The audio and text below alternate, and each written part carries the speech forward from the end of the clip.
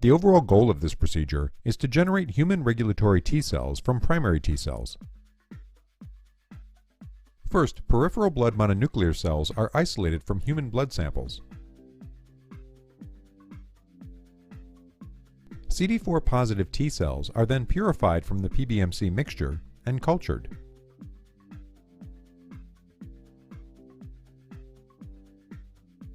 After 6 days, the cells are sorted into naive, memory, effector, and induced regulatory T cell subsets using a flow cytometer.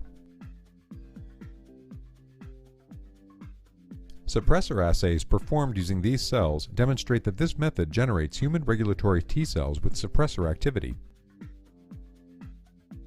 The main advantages of this technique over those using mouse cells is that our human method has more physiological and clinical relevance and allows for the comparison of Tregs to other cell populations within a single donor, eliminating inter-subject variability. This method can answer key questions on the regulatory T cell field, such as what are the regulatory events that modulate the transition between conventional T cells and regulatory T cells, or what are the signaling and transcriptional events that are specific on the regulatory T cells. The implications of this technique extend toward the therapies of autoimmune diseases, inflammation conditions, and cancer because of the vital role that iTregs perform in immune homeostasis.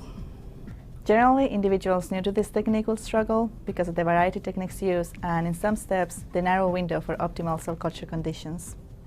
Though this method can provide insight into iTreg development, it can also be used to monitor the plasticity of T-cell lineage differentiation, or for analyzing the capacity of T-cell milieux to induce or prevent iTreg development. Demonstrating the procedure will be Andrea McCool and the graduate students Marie-Catherine Renier, Gavin Ellis, and Catalina Velez Ortega. Begin this procedure by isolating human peripheral blood mononuclear cells from 40 to 60 milliliters of Buffy coat. To dilute the Buffy coat, transfer it into an autoclaved 500 milliliter glass bottle containing 150 milliliters sterile PBS. Then add more sterile PBS to bring the final volume up to 250 milliliters. Next, fill 10 50 milliliter conical tubes, each with 20 milliliters lymphoprep solution. Then, gently overlay the lymphoprep solution with 25 milliliters of the diluted Buffy coat, being careful not to disturb the lymphoprep solution. Spin the tubes for 30 minutes at room temperature at 500 times G. Make sure to turn off the centrifuge's brake so as not to disturb the lymphocyte fraction. Following the spin, the PBMCs will be at the interface between the lymphoprep and the plasma medium layers. To collect them, aspirate the plasma medium off until about 1 milliliter still covers the Buffy coat layer containing the PBMCs. Use a 10 milliliter pipette to transfer PBMCs to a new 50 milliliter tube. After washing the cells twice with PBS, resuspend them in 50 milliliters of cold RPMI and count them using a hemocytometer.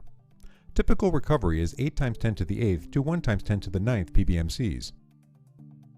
After the concentration has been determined, resuspend the PBMCs at final concentration of 5 times 10 to the 7th per milliliter in PBS containing 2% FBS and 1 millimolar EDTA.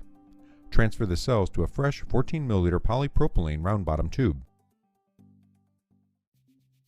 Next, the Easy Sep kit will be used to negatively select the cells of interest.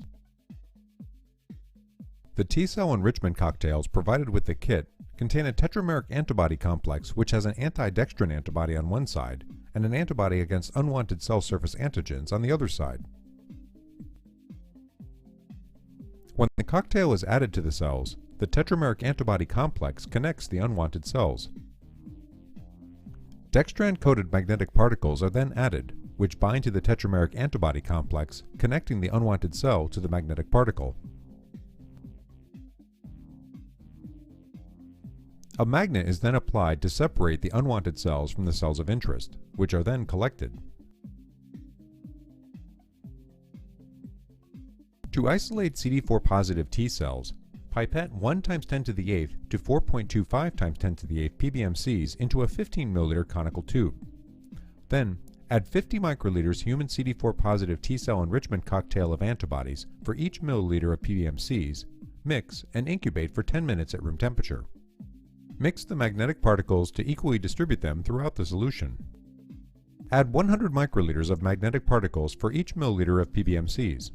Mix by gently pipetting 2 to 3 times and then incubate them at room temperature for 10 minutes. Add PBS containing FBS and EDTA to bring the volume up to 10 milliliters per tube. Mix by gently pipetting 2 to 3 times. Next, place the uncapped tube into the EasySep magnet for 5 minutes. With the tube still in the magnet, pour the liquid into a new 50 milliliter tube to isolate cells of interest. For better recovery, repeat this process by adding additional PBS, FBS, EDTA to the tube, mixing, and placing the sample back in the magnet. Once the cells have been isolated, count them. Then, centrifuge at 500 times G 5 minutes at room temperature. Resuspend the cell pellet in polarization medium to reach a concentration of 2 times 10 to the 6 cells per milliliter. Then proceed to culturing as described in the next section of the video.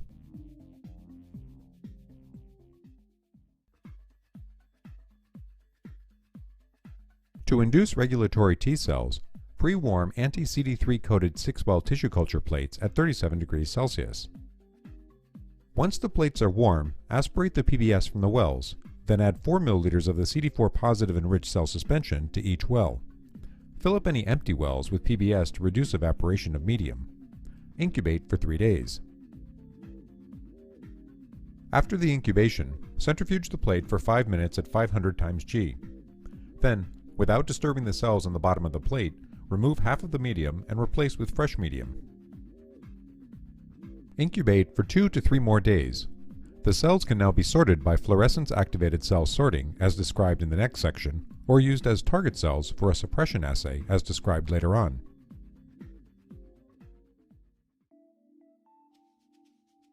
After 2 to 3 days have passed, the cells and appropriate compensation controls are prepared for fluorescence-activated cell sorting to separate induced regulatory, naive, and memory T cells.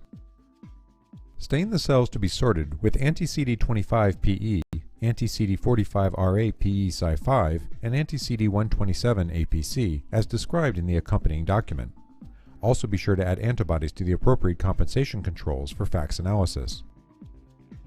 After staining, resuspend cells at a concentration of 1 times 10 to the 7th cells per milliliter of washing buffer. Then, add 1.5 microliters of DNase-2 per milliliter of cells and filter the cells through a 40 micron nylon cell strainer. Transfer the cells to 5 milliliter round-bottom polypropylene tubes with no more than 3.5 milliliters per tube.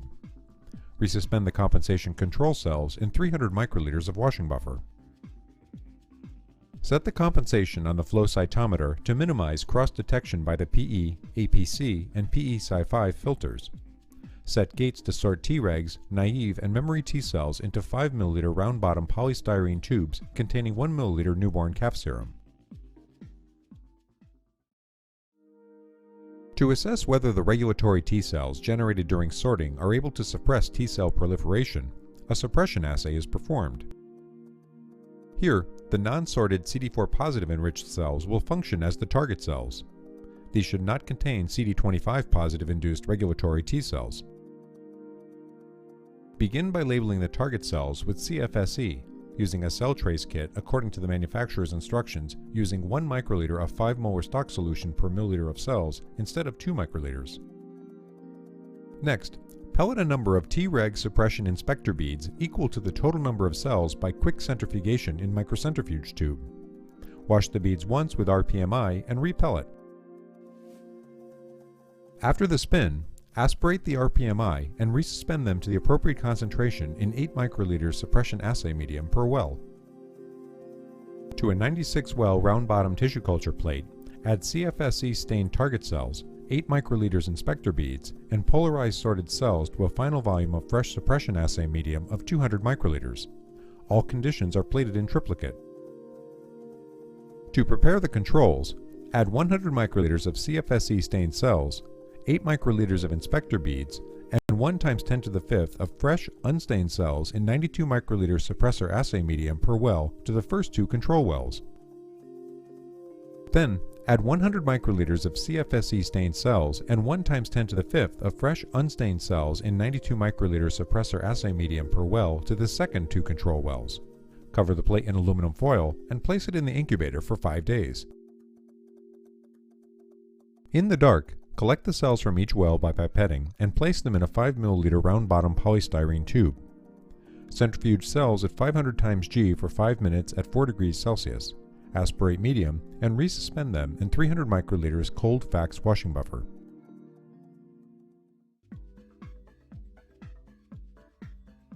To monitor the progress of induced regulatory T-cell differentiation, purified human primary CD4 positive CD25 negative T cells were cultured in iTreg medium. Aliquots taken at days 0, 1, 3, and 5 were assayed by flow cytometry to assess the expression of CD45RA, FOXP3, CTLA4, and CD25 markers.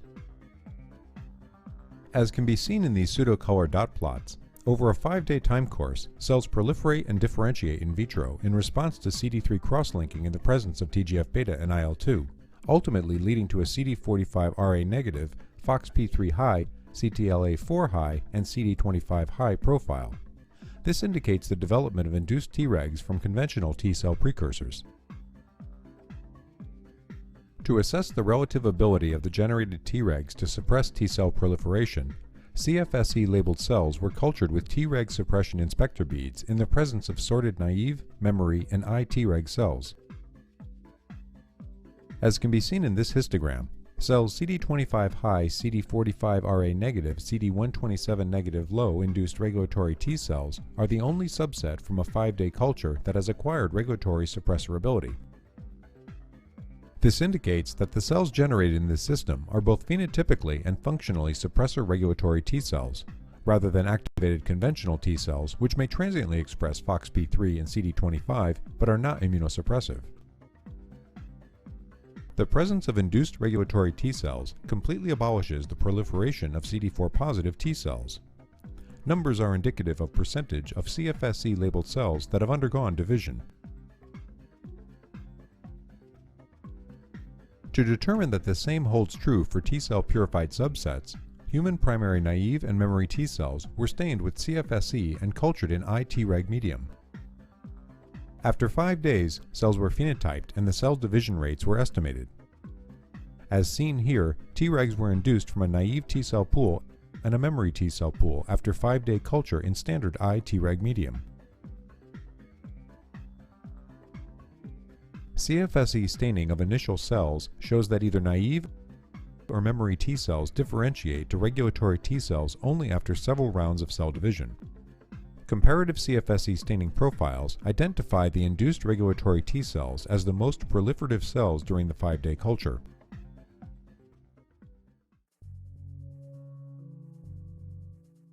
After watching this video, you should have a good understanding on how to obtain induced Tregs from a population of naive, memory, or whole T cells obtained from a single donor. While attempting this procedure, it's important to maintain sterile technique throughout and to prevent exposure of the CFSE to the light.